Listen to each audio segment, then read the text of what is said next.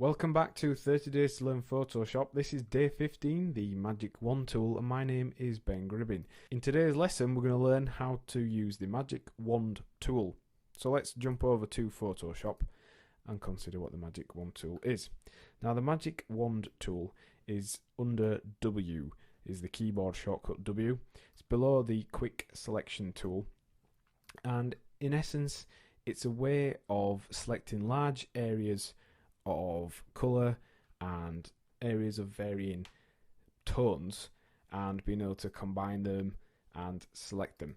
So if we just click on the tool, click on an area we want to select, we can select that area, and then if we unlock the layer, we can actually delete that, we can change the colour of it, we can do all kinds of things, and there's various options. One thing you will notice with all the tools within Photoshop, a lot of them do share options. So for example, the Magic Wand tool shares options with the marquee tools and the lasso tools. We can add multiple selections. It shares the tolerance with things like the paint bucket tool, because we can change how broadly it applies a selection. And it also shares things like the anti-alias and contiguous options with the paint bucket tool. So it is quite handy. Once you start learning everything, you kind of get familiar with what different options and settings are for. So let's select this background of this colour. It's not all entirely one colour, but we can hopefully select basically all of this background. So we're going to click onto the area we want to first select. Then if we were to press this button up here, which is the add to selection button, alternatively we can press shift and click. We can start adding additional areas, and you can see it's basically almost selected the entire thing. So if we were to delete that now, we'd be left with our object here and also some of the shaded darker areas, which we can then just go through, manually select and completely delete using the Magic Wand tool. Now once you get to an area such as that last one, if you notice, it actually deleted, or it would have done, it selected all of this image, and that's because we need to tweak the tolerance. So if we turn the tolerance down to 10, it will make it much more accurate when we're selecting colours. Now you will notice it's got pretty rough edges on this tool, and that's even with anti-alias on.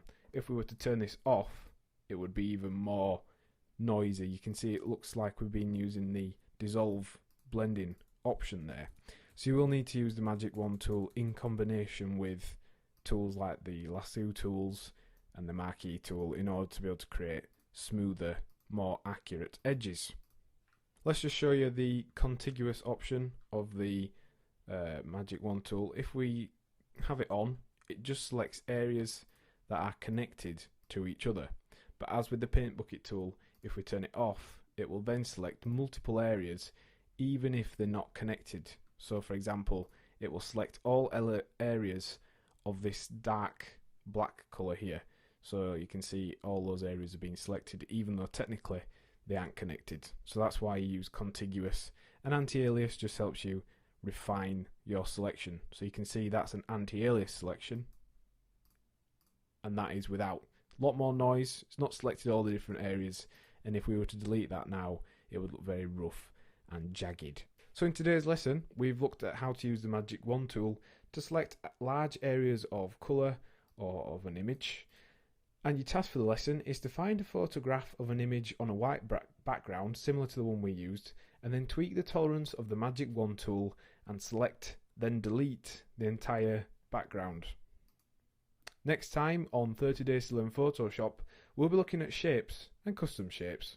Thanks for listening.